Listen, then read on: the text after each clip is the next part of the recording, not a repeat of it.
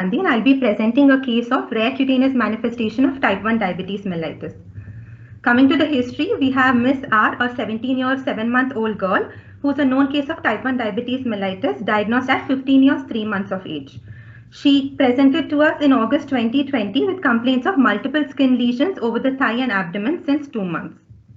Coming to the past history, she was diagnosed to have type 1 diabetes in April 2018 at 15 years, 3 months. She was started on Mixtard 20 units subcutaneously twice a day by a private practitioner outside. She was non-compliant.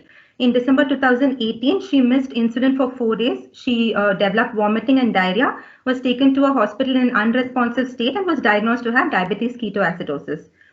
She was intubated, DK management was started, but relatives wanted discharge against medical advice and was then referred to Indira Gandhi. In IGICH, DK was managed with IV fluids, inotropes and insulin according to ISPAT guidelines. Once stable, she was changed over to regular and NPH insulin at 1.2 units per kg per day. Coming to the birth history, it was a full-term normal vaginal delivery with uneventful antenatal and postnatal history.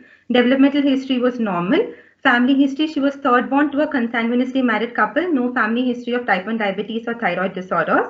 Father expired in 2018 due to alcoholic liver disease. And I would also like to highlight the multiple social issues present. She's the sole breadwinner for the family, the mother doesn't work, and she always comes alone for hospital visits. On follow-up in May 2019, she developed an ulcer in the right heel. This was 1 year, 1 month following diagnosis, which was treated outside by a podiatrist.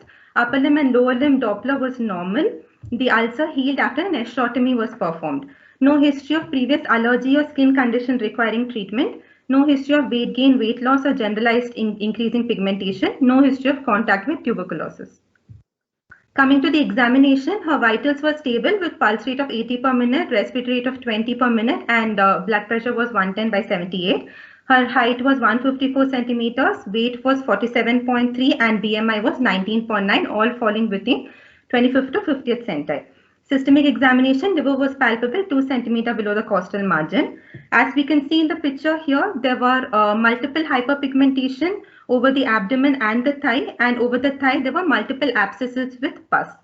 Hence, we thought of the two diagnoses, one being an infection and one being a localized hypersensitivity reaction. And we noticed that the lesions were present only at the site of insulin administration. And on probing the history, we also found out that redness occurred at the site immediately after taking the insulin, following which there was a formation of blebs within 15 minutes. And the lesions were associated with minimal itching. And because of the pain, she had been skipping the afternoon insulin dose. So we reviewed the administration technique of insulin and if any problem was corrected.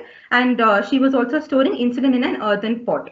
So she was started on a course of oral antibiotics for 7 days with amoxicillin and clavulanic acid. And we took a pediatric dermatology opinion, and it was opined as a suppurative granuloma secondary to insulin administration. So skin biopsy was advised to rule out other conditions, but she had refused that. Coming to the investigations, this is the timeline of her HbA1c level over the course. As we can see that her glycemic control was not very good. When she presented to us in August with the skin lesions, her HbA1c was 14.4. Coming to the management, we thought of a possibility of insulin hypersensitivity. So hence, the first thing following the insulin hypersensitivity, we need to look for other conditions causing like insulin technique that was corrected, and if any alcohol swabs are used, that needs to be corrected. Following that, we need to switch over to other insulins. So she was switched over to glargine instead of NPH. Following that, we noticed that the lesions decreased drastically. And later, with the help of an NGO, she was also switched to Fiasp and glargine on follow-up after 1 month. And she was also given local mometasone ointment for application. Coming to the photo of this is the follow-up after 1 month. As you can all see that there is some healing. Multiple healing ulcers are seen with surrounding hyperpigmentation, and the ulcers have well-defined borders and slub at the base. And there are also a few erythematous papules. Coming to follow-up after 2 months, we see that the lesions had decreased further, and the following issues was that the HbA1c still remained high, but she managed to avoid any further admissions or diabetic ketoacidosis, and the poor control persisted because of social and family factors. The last follow-up was on 18th April 2021, where we noticed that the lesions have drastically improved and the HbA1c has also decreased further, with last HbA1c being 9.6. The issues now is sustainability of the analog insulin treatment, that is Fiasp and Glargine, which she's on, because the cost is several fold higher, so she'll need some ongoing support. Coming to the discussion, prior to the introduction of recombinant human insulin in 1982, insulin allergy due to the use of bovine and porcine insulin preparations were more common, and the insulin incidence reported in one study is 10 to 55%. And allergy to human insulin is rare, but also can occur with an estimated insulin incidence of less than 1 to 2.4%. And in addition to human insulins, even analogs may also induce allergic reactions. So insulin allergy can range from local injection site reactions to generalized life-threatening anaphylaxis. And allergy could be due to the insulin molecule itself or to the other pharmaceutical excipients that are added, example as protamine, zinc, or metacresol. Or it could be also allergy to the latex, which is present in some insulin injection, such as the syringes or alcoholic swab. And it could be an immediate type 1 reaction, which is the most common. However, type 3 and type 4 reactions can also occur. And the skin reactions occurring at the injection site cause problems such that they reduce the effect of the exogenous insulin. They stimulate insulin degradation and also impair insulin absorption. And hence the diabetes regulation also deteriorates.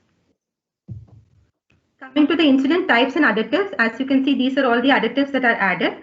The most common being zinc, protamine, and cresol. Zinc is usually added for stability of the insulin and also stability of the hexamers, which also helps to prolong the action. Protamine is also added to prolong the action of insulin. Whereas cresol and phenol are usually have antibacterial property and also for stabilization.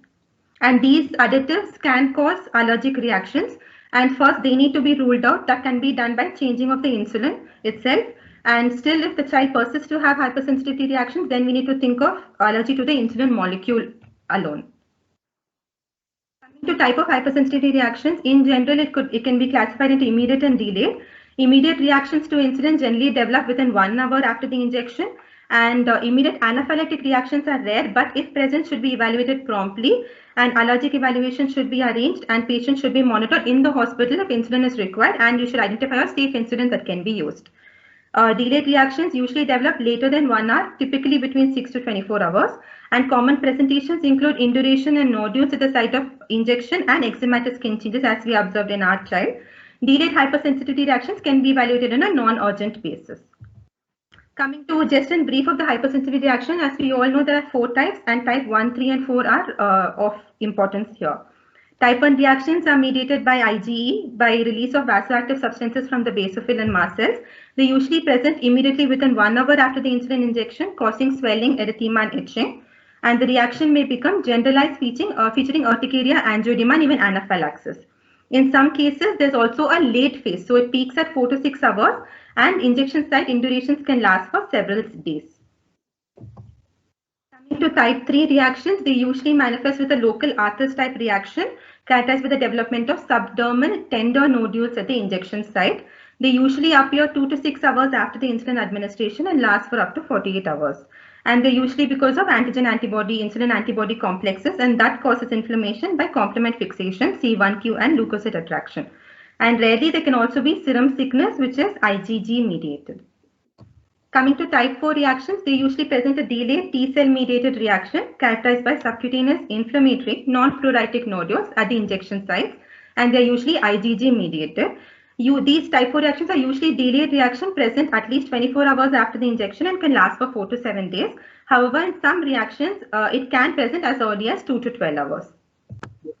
So initial evaluation of insulin allergy need to rule out alternate causes. One is a poor injection technique, reaction to alcohol wipes, and other allergic conditions. And after discussion with the pediatric dermatologist, we came across this differential diagnosis in our child. One could be a chronic suppurative granuloma, fungal infections, secondary pyoderma, and prurigo nodularis simplex subacuta. And other possible forms of immune reactions in insulin like lipoatrophy, lipodystrophies, and insulin resistance are other immunological phenomena related to insulin use. Coming to the evaluation of insulin allergy, to assess in the diagnosis of a hypersensitivity reaction, a confirmatory testing may be undertaken, but it's not always feasible at the point of care. These are all the testings that's available: skin prick testing, intradermal testing, allergen-specific IgE, delayed cutaneous reactions using a patch, skin biopsy, or rechallenging with the offending agent. Skin prick testing might be the choice in IgE-mediated reactions. It's quick, cost-effective, and not very invasive. However, the accuracy is not very high. So hence, intradermal testing can be done with the insulin, different types of insulin. And these intradermal testing is tested after 20 minutes. Only thing is that it's invasive, and also there's a higher risk of anaphylaxis. As we can see in the picture, this is an intradermal testing for multiple insulins. As we can see that there are positive reactions to multiple insulins seen 20 minutes after injection, and the positive reaction is taken as a wheal of more than 3 millimeter after an initial bleb. Coming to the management of insulin allergy, first we start off with symptomatic treatment with oral antihistaminics or histamine 2 antagonists or systemic glucocorticoids, and following which we can try of an empirical change of insulin. So insulin analogs can be tried for patients allergic to human insulin. And if still having hypersensitivity reactions, we can do diagnosis of the reactions by doing intracutaneous testing or IgE immunoassays. And we need to exclude other causes such as other skin diseases and urticaria. And once we have confirmed an insulin allergy, we avoid the causative allergen. We can also do desensitization with insulin, immunotherapy. Coming to desensitization, this is a use of specific immunotherapy. We start off with very low doses of insulin and slowly escalate the insulin doses. And this causes desensitization and also induces tolerance in many patients. So the exact mechanism of this tolerance induction is unknown, but it's said to be because of depletion of specific T cells, induction of T regulatory cells, and modulation of antibody production in the cytokines. Coming to delayed hypersensitivity reactions, most likely treated initial measures would be topical corticosteroids with the local reactions. And type 3 are usually induration and subcutaneous nodules, as I mentioned before. And type 4 would be eczematous skin changes or exanthema. And for delayed type 2 reaction, we'll have to do an intracutaneous testing with late readings to differentiate from the immediate reactions. This is a case report of hypersensitivity reaction to both insulin glargine and detamate, the long-acting analogs, but there was no hypersensitivity reaction to insulin aspart. So rapidly acting analogs have lesser hypersensitivity because of rapid dissociation of the monomers. Similarly, use of insulin pumps or continuous subcutaneous insulin infusions, because the small amount of insulin is produced at small intervals, it has lesser propensity for hypersensitivity reactions. This is another study which was done, which is an insulin allergy and how it can be managed using a systematic approach with the diagnosis and treatment. I'd also like to discuss about, as you can see in this picture, this is an contact or allergy to the CGM sensor. So it's not just the insulin analogs, it's also the newer diabetic devices such as CGMs and insulin pumps, which can also cause hypersensitivity reactions. And these two articles talk about the same, about how allergic contact dermatitis is caused by medical devices and how it is essential to preserve the skin integrity and maintenance of skin care when on these devices. So take home message, insulin allergy in children with diabetes is a very rare condition, should always be suspected in patients with immediate symptoms after drug injection. Careful history taking and examination is key. The immediate vital implication for the patient calls for prompt diagnosis and management. Switching insulin formations can result in resolution. However, it can also occur with analog insulins. Hence, sometimes you might require to do desensitization with insulin. And in today's scenario, additional allergens in the form of sensor and pump patches, which constitute 5 to 35%, can also result in a more common and hot tropical climate. These are my references. Thank you. Thank you for an excellent presentation, Tejasvi. Sirisha has a question, whether the pus grew anything or was it sterile? Ma'am, we didn't do a testing, but we treated with local antibiotics for 7 days, and also after change of the insulin, there was resolution of the symptoms, ma'am. So we didn't take a pus swab. She also had an interesting question. What are the tips to avoid bruising and bleeding after insulin injection? Would you like to add something? One thing is the correct technique of insulin should be that is utmost of importance. So we'll have to see how are they giving the insulin, whether if they're using pens, if there are any air bubbles in the insulin, and if they're actually administering it subcutaneously, or is it intradermal or intramuscular. We need to just see the insulin technique properly. Right. And also, of course, try to prevent local infections by handling the pen or the insulin syringe correctly. Swara's question, of course, has been answered by you several times in the presentation.